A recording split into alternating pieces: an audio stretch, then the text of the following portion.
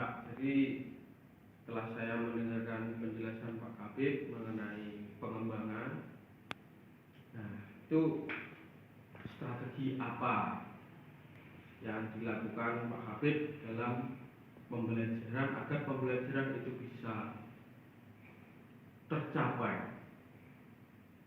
Ya. Mengenai strategi yang harus dipakai atau yang harus saya terapkan, yang pertama adalah cooperative learning, yang dimana itu nanti saya buat kelompok kecil yang notabene di dalamnya itu kelompok itu anak-anak yang lebih menguasai materi daripada teman-temannya. Nanti ketika kelompok itu sudah dibuat, dia nanti akan membuat sebuah rangkuman, nanti dia akan berpresentasi pada teman-temannya. Karena hasil dari presentasi teman sekelas itu akan lebih mengena, karena mereka itu seumuran, akan tahu dan paham kondisi secara psikologi mereka itu, bahasanya koneksinya itu lebih kuat. Untuk yang kedua adalah dengan cara diskusi. Ini lanjutan dari cooperative learning. Ketika sudah saya buat kelompok kecil yang dimana itu tadinya itu anak-anak yang lebih menguasai materi, yang kedua dengan diskusi itu nanti yang kelompok bukan yang bukan presentasi, yang mendengarkan hasil presentasi itu nantinya mendiskusikan apa yang sudah dipresentasikan oleh temannya.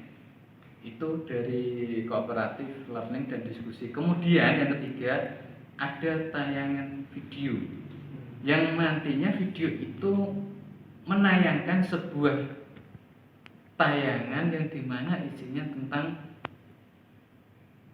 hidup bermasyarakat, terus bagaimana cara menghormati orang, terus bagaimana cara kita serawungan, cara Jawa nih, kalau bahasa Indonesia cara kita itu bersosialisasi atau bergabung dengan masyarakat hayal luas.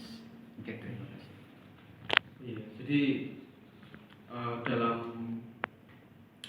strategi tadi ada kesulitan nggak, Mas Habib, dalam mengimplementasikan strategi tadi? Ada kesulitan nggak? Kalau soal mengimplementasikan strategi itu ada beberapa kesulitan, biasanya itu tentang diskusi, karena di kelas 10 itu belum ada kebiasaan untuk presentasi. Jadi di situ saya juga harus melatih dan membimbing mereka supaya ada keberanian berpresentasi di depan teman-temannya. Terus yang kedua mengenai video, biasanya koneksi laptop ke LCD sering terjadi kendala untuk masuknya gambar itu sulit. Kadang nggak connect, kadang connect, seperti itu. Kadang lampu mati juga, di situ kendalanya, Pak. Tapi sejauh ini lancar ya, Mas ya? Lancar ya, Pak ya? Kalau lancar, alhamdulillah lancar. Tapi kalau kendala pasti ada, tapi itu bukan kendala yang sangat vital. Itu bisa diatasi di waktu itu juga. Alhamdulillah. Jadi sangat mudah sekali ya, Pak ya, untuk mengatasi permasalahan. Kemudian untuk area pengembangan yang hendak dicapai adalah yang pertama tentang sikap siswa, yang kedua keterampilan membaca Al-Quran. Yang pertama yaitu tadi tentang sikap siswa, di mana nantinya akan merubah sikap siswa yang awalnya kurang disiplin, yang awalnya kurang memiliki tata krama atau sopan santun, atau bagaimana cara menghargai atau menghormati teman sekelasnya, teman sebayanya, ataupun kepada gurunya. Yang kedua tentang keterampilan membaca Al-Quran. Dari sekian banyak siswa yang saya temui, rata-rata mereka alumni sekolah umum, bukan dari sekolah yang notabene pondok maupun agama. Rata-rata dari SMP secara umum. Rata-rata mereka itu masih sulit atau masih minim tentang pengetahuannya dalam membaca Al-Quran. Rata-rata mereka masih tentang tajwidnya itu masih kesulitan, makhorijul hurufnya juga kesulitan. Maka dari itu area pengembangan yang saya utamakan Yang pertama adalah tadi sikap siswa, yang kedua adalah keterampilan dalam membaca Al-Quran.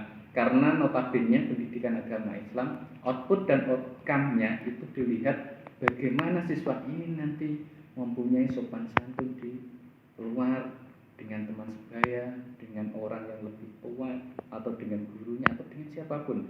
Yang kedua, nanti masyarakat pasti juga akan melihat anak ini bisa sholat atau tidak, bisa mengaji atau tidak, itu pasti nanti guru agamanya siapa dulu. Pasti pertanyaan dari masyarakat seperti